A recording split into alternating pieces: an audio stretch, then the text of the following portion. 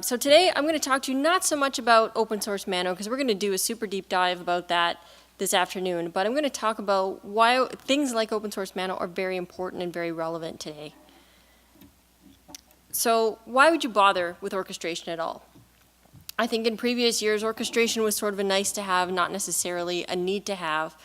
But as networks are getting more and more complex, with the rise of 5G and edge computing, with the networks getting more and more distributed, with things getting more virtualized, now we have not only virtualized network functions, but containerized network functions, hybrid network functions where you have some containers and some VMs and some physical devices all combined into one single network service. This gets really, really complicated to manage, not only from a day zero perspective just to get it deployed, but to know how healthy it is, to know it's running, to be able to maintain your SLAs. Maintaining an SLA is the bread and butter of telcos globally. And so if we lose that visibility into our networks, if we lose that visibility into how our services are running, then we can't virtualize them at all. We'll have to go back to the old ways of doing everything with appliances. And that's definitely not the direction we want to go in. We need to be able to fail fast, have new services deployed to market so much sooner, reduce that time to market so that it no longer takes 6 months to deploy a new service, which used to be an achievement in itself. Now we have to do it in things like 6 days. In the future, it'll be something more like 6 hours. Being able to have dynamic workloads that appear the day you need them and disappear when that's no longer needed. When we have these IoT these network services that live and die at the edge, sometimes in a matter of hours. Without orchestration, none of this is going to be possible. None of these new innovative services are even going to be feasible. We might as well just stop before we begin. But that's obviously not what we're going to do. There's a lot of significant effort in the industry happening in orchestration, and here's why. When you look at 5G and edge computing, instead of just having that centralized data center and with a DR center, which is the traditional way that telcos used to deploy, we now have so many micro data centers all over. And we have aggregation sites that need to roll up to centralized data sites. And now it's so much more complex. And you can't backhaul all of this information back to one centralized location, so now we're looking at different types of tiered strategies. This is not feasible to manage by putting a person in a chair watching a screen all day, waiting for the blinky lights to turn red.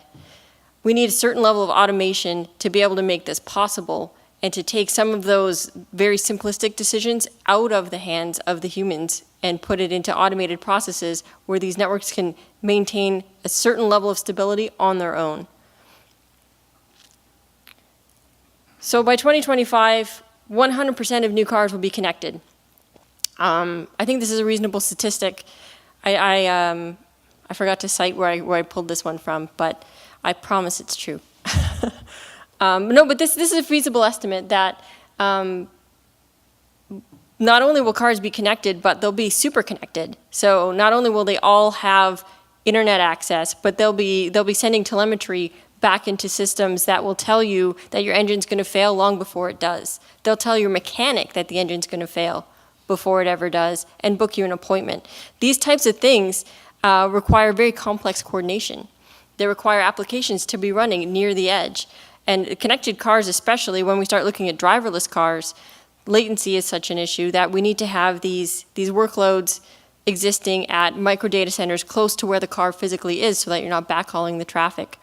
You need a car that's able to make a decision that it needs to brake without waiting for that traffic to hairpin back to a centralized data center. You need that decision to be made very close to the edge of where the car is existing. And so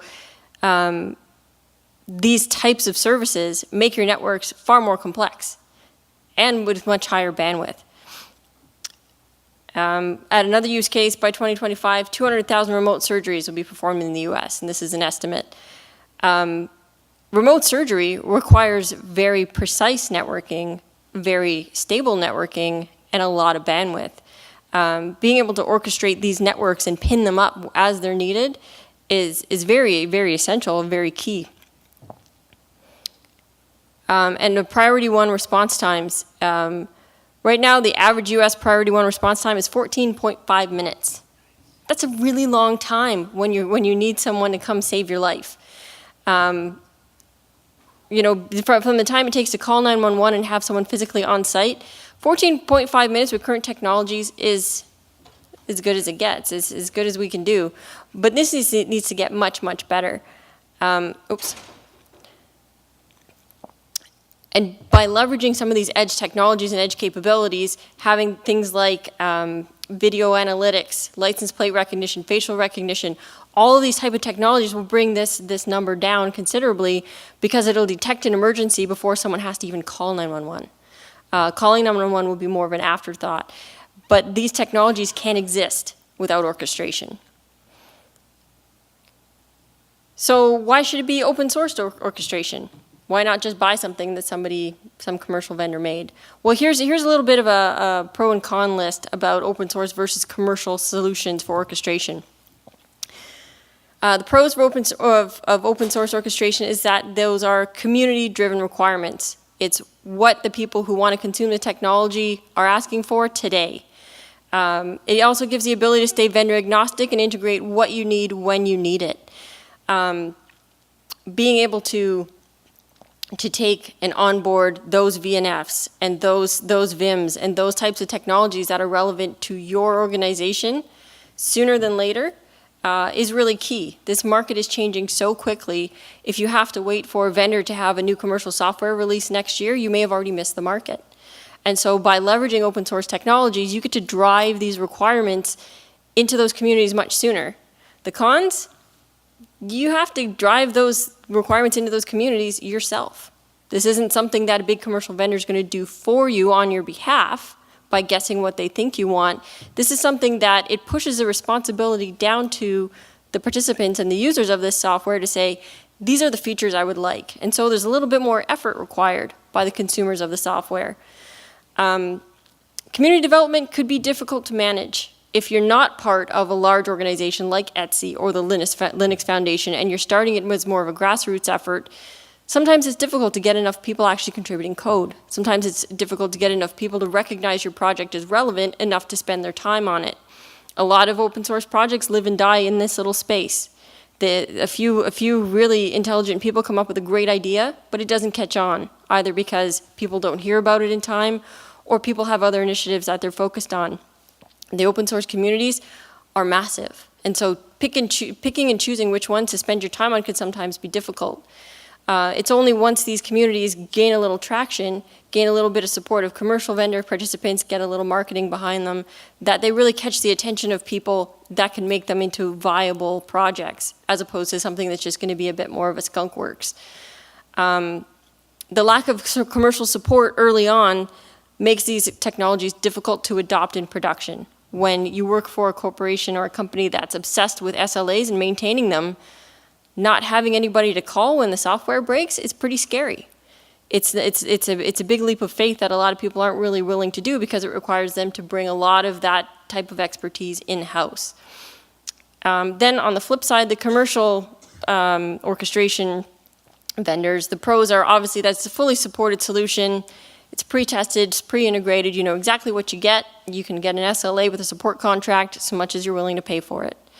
The cons are there's a lot of vendor lock-in with these solutions because the companies that are making orchestration solutions typically also make VNFs, typically also support a specific VIM. And so only if you want their VNF with their VIM, with their orchestrator, are you able to leverage those capabilities. And then if you want to start integrating other VNFs, it's either an expensive PSO integration effort or it's a lengthy effort that may not be supported.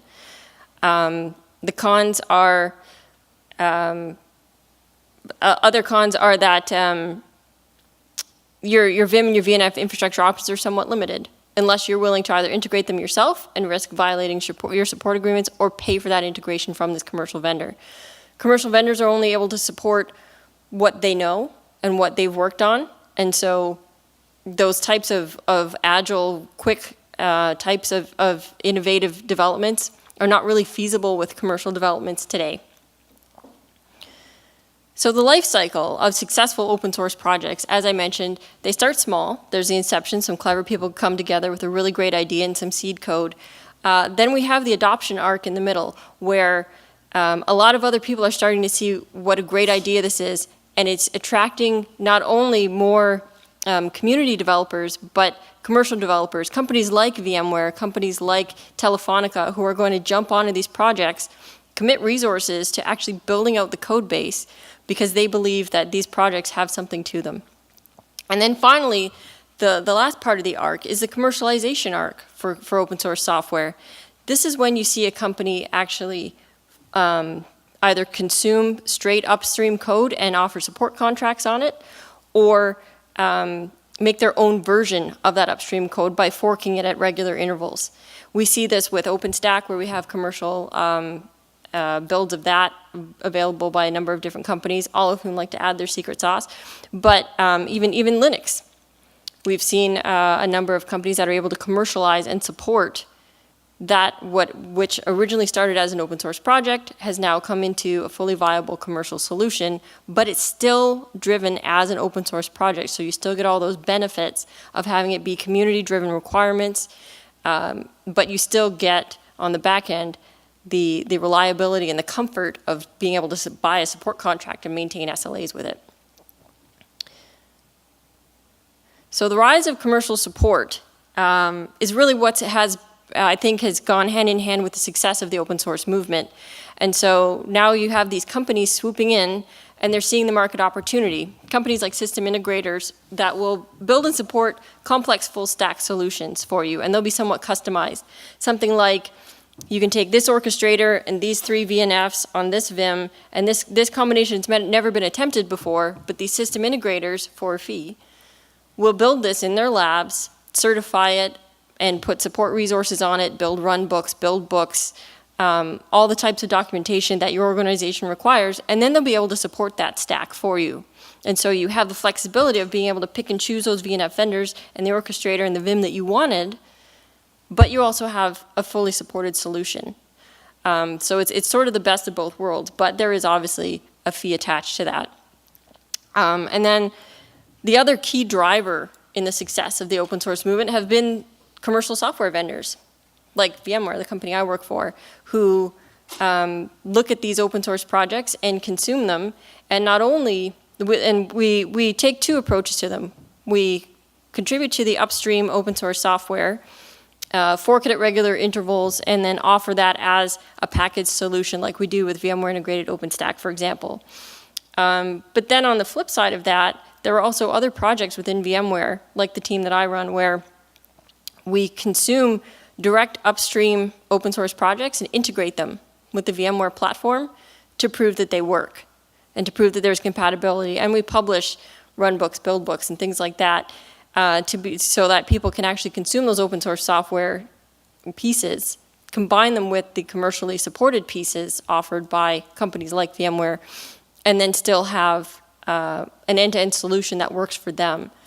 There are even for certain pieces of software, there are even support contracts available from these commercial software vendors that, even though it's upstream code, you can pay a commercial vendor to help you integrate, support, and maintain it. Things like lifecycle management and making sure that the upgrades are being done regularly and correctly.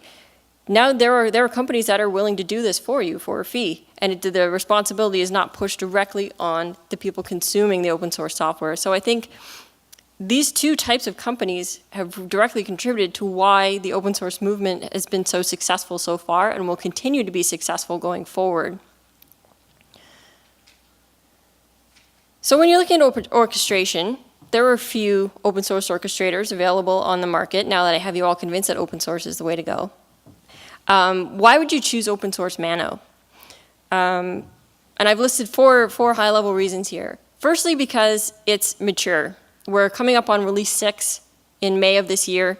And we started from release 0, where we're coming up on our 4th year, where because we've grown significantly as a community, we have a very wide ecosystem that consists of both commercial vendors, researchers, carriers, and academics.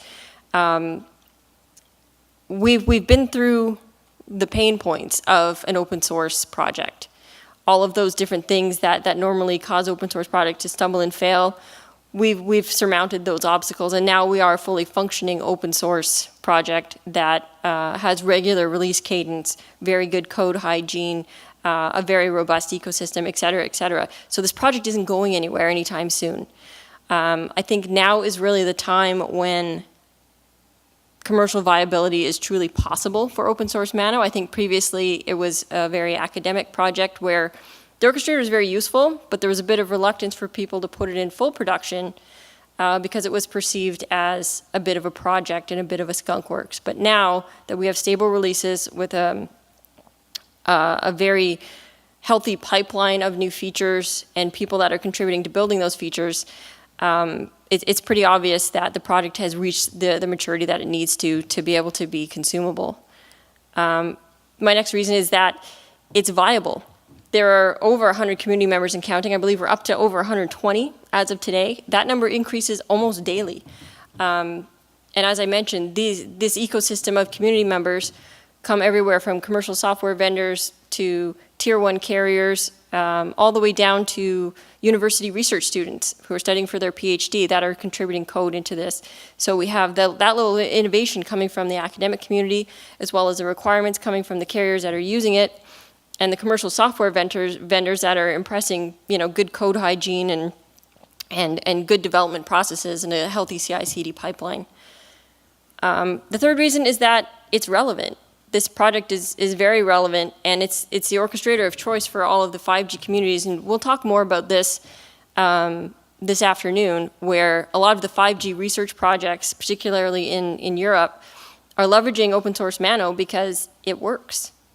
It helps them achieve their goals and demonstrate the capabilities of the 5G technologies that they're building in, and this is everything from media handlers, radio access networks, monitoring and telemetry. These projects span a wide breadth of topics in the 5G space.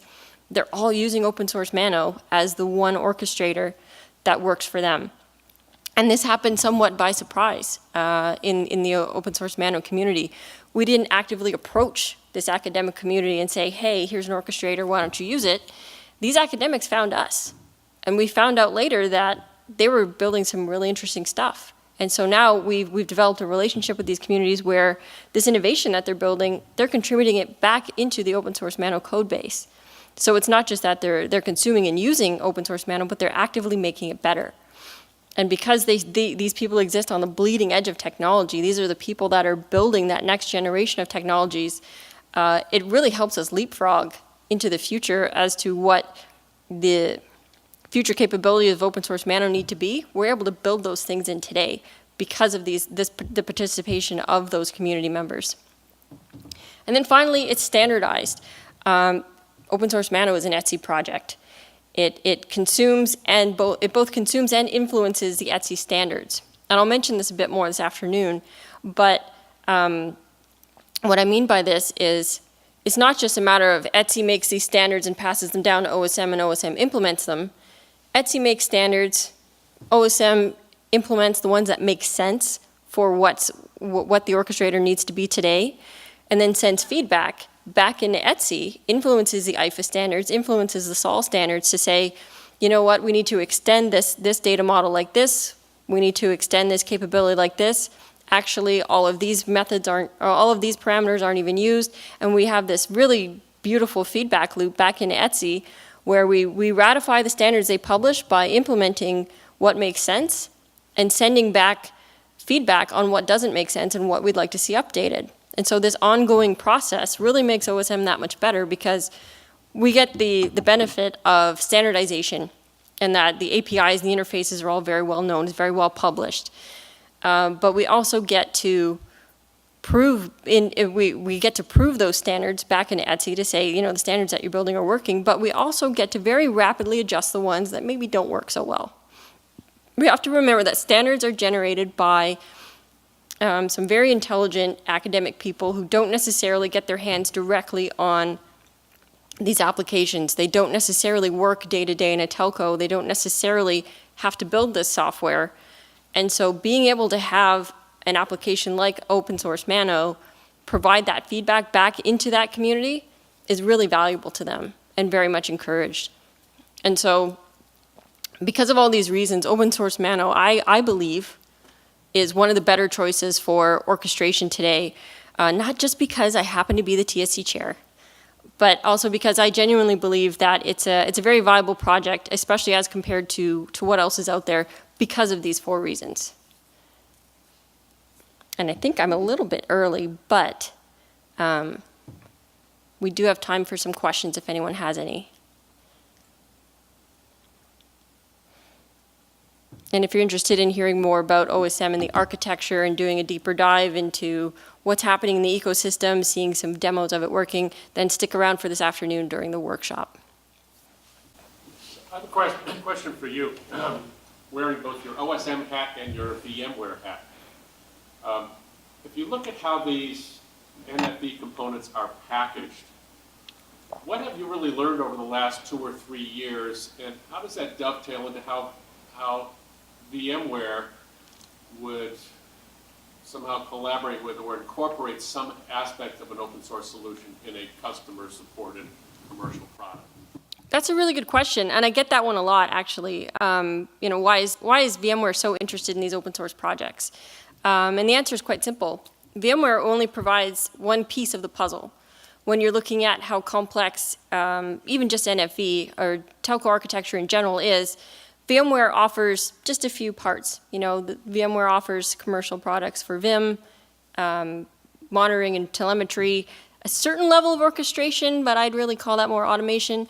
But we don't offer the end-to-end. We don't offer VNFs. We don't offer orchestrators. And so in order to have that end-to-end full stack, we need to integrate with other solutions. And sometimes those solutions are commercial, but for the most part, we have a significant effort in integrating with open source solutions because we genuinely believe that there's a lot of innovation in those open source solutions that complements our commercial solution really well. And being able to sell them, we don't necessarily sell all of the open source software, but things like OpenStack, we sell a version of that. And other ones, what we do is we demonstrate the capability so that we prove that, this API talks to this API. Here's a few demos. Here's some documentation on how it works. Here's some first steps in how you would bring this into your architecture. And we have some pretty seasoned veterans in our sales team that exist to do exactly that. They parachute into various telcos and explain to them, this is how all this stuff hangs together. Now we'll build it with you. And they'll do these really innovative proofs of concept. Some of them take a few months. Right now we're doing some proof of concepts around OSM with Telenor, for example, just to explore 5G and edge technologies. And this isn't directly tied to a sales initiative. It's an innovation project. And VMware invests a lot of money in that because we see value in it. Thank you. So what can we expect in future VMware coming with some OSM-like product, commercial product on the orchestration? Something that would compete with OSM, maybe? Not compete based on OSM, but as a commercial product, just like... Oh, like doing the same thing that we did with OpenStack, where it's entirely possible. One of the reasons why we participate and we contribute code into these communities is to see what it would look like if we did do that. I can't commit to anything today because VMware has made no formal announcements, but it's always top of mind when we join these open source communities as a possibility, because we've proven that model with a few different products at VMware. And as the market matures, if it makes sense for us to do so, we have the capability to do that. But actually why I put this thing, because we are actively looking like on the journey towards the conversion of unified cloud, right? Mm-hmm. And maybe on ITS, maybe VMware has a lot of presence in a carrier like us, and now on the telco we have, another brand coming. So how to leverage like one platform like based on OSM, which can manage both telco and IT in the same way to, to make things simple and make some sort of synergy. And frankly speaking, even with the OSM, we till now don't find some framework or some coalescence or some common direction, to move forward. Yeah, that's one of the key reasons why VMware is so interested in this project, because that's VMware's core strategy. We want to unify the IT and the telco clouds. We want to see the VMware technologies in both, because the more cloudified or the more cloudy the telco side of the network gets, the more it starts to look like the IT side, and everything just becomes a cloud. Everything becomes, and you know, different aspects of this cloud will have different capabilities. When you really go under the covers, you know, some of them will have GPUs, some of them will have smart NICs, and but effectively, when you look at it overall, cloud is a cloud, and VMware is a cloud company, and so we take the approach that we would like to see it all unified on the north end, so that you could use whichever Vim you want, whether it's OpenStack or vCloud Director, Kubernetes on bare metal, whatever you want, stitch it together with an orchestrator like OSM, and be able to push the workloads where you want, when you need them there, and have them exist there and work for you. That's really part of, you know, VMware's core strategy for the last few years is the one cloud or the multi-cloud strategy, where everything can be unified, and as much of the orchestration and automation as possible can be centralized and centrally managed, as opposed to having all these little silos all over the world, all over the country, of different pockets of clouds, unifying them all into one centrally managed plane. Whatever that looks like, it's probably going to be tiered, obviously, because backhauling all of that stuff doesn't make sense. But Like you said, some will be at the edge, and you're going to orchestrate the dynamic nature of where the cloud functions are actually brought into play for any given workload. yeah, and there's going to be a certain level of orchestration that exists nearer the edge, where, you know, those little edge clouds or cloudlets are gonna be able to do certain things, but a higher up orchestrator will oversee the more high level things. And when you're deploying a network service that spans multiple cloudlets, you'll have higher up orchestration that it all kind of rolls up to. But things like I've got a few VMs that are consuming more than 90% CPU over at the edge, and I need to do something where I balance them out. That decision doesn't need to be made back at your central office. That decision can be made much more locally. And so you'll have little bits of micro orchestration that roll up to a centralized orchestration, but the whole framework itself will be your multi-cloud orchestrator. Just the last one, like you said that the OSM seems to be a orchestration of choice for 5G, right? Yes, we can see some pilot or demo projects like this Sonata and stuff like that. But still, if we see from the architecture level, we find that ONAP is more clear to the 5G vision. For example, analytics is framework for AI, and it's more modular still. On OSM, on the other hand, we think it's more like the NFV or telco style, you know. So I maybe, you know, I'm not well aware, but I really want to understand that when you talk specifically to the edge and 5G, you know, and massive sites, how you see that OSM, you know, can really expose and make things easy for us? That is a very big question that will have a very long answer. But what I do encourage you to do is stick around this afternoon if you can, because we do have some discussion around the 5G communities that are actively leveraging it. And maybe some of those, and a lot of those projects have active demos and POCs that we could show you some of these capabilities already. Because I don't think, one criticism I do have of OSM is we don't have the marketing budget that something like ONAP has. And so a lot of people aren't aware of what OSM can do right now and what we plan to have it do in the future and what the roadmap's going to be. And that does us a bit of a disservice because it creates this perception that maybe OSM just doesn't do this stuff. But in actuality, OSM's a little bit further along with this stuff. It's just we don't have a good vehicle to talk about it. So it pushes a little bit more of the responsibility on people to go digging for information, which is not great.